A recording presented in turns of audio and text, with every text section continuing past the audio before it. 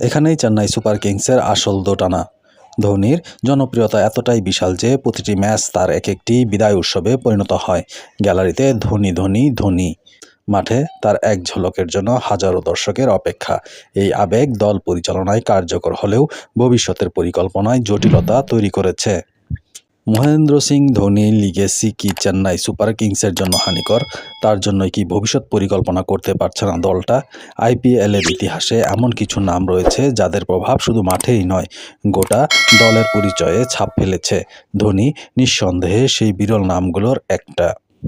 চেন্নাইয়ের সঙ্গে তার দীর্ঘ ১৬ মৌসুমের পথ চলায় ধোনি ৫,০০০-এর উপরে রান করেছেন, ৩৯.১৩ গড় এবং ১৩৭.৪৭ স্ট্রাইক রেট।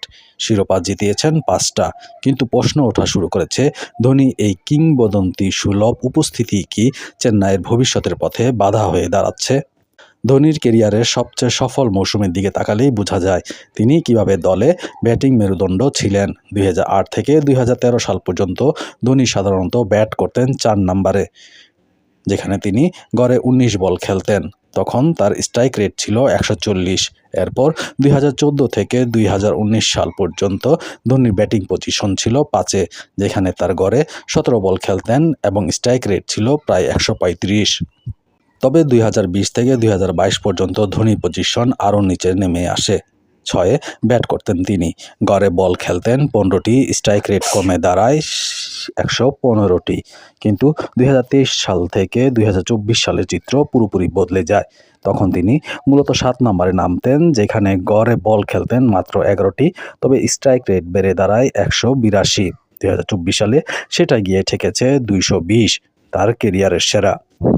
এই পরিসংখ্যান থেকে স্পষ্ট বোঝা যাচ্ছে ধোনি এখন ইনিংস গড়ার ভূমিকা থেকে সরে একজন স্পেশালিস্ট ফিনিশারের রূপ নিয়েছেন। ২০২৪ সাল থেকে অধিনায়কত্ব ছেড়ে দেওয়ার পর তার এই পরিবর্তন আরও স্পষ্ট হয়। এখন তিনি মূলত ৭ বা ৮ নম্বরে ব্যাট করেন, যেখানে তিনি বলই পান কম।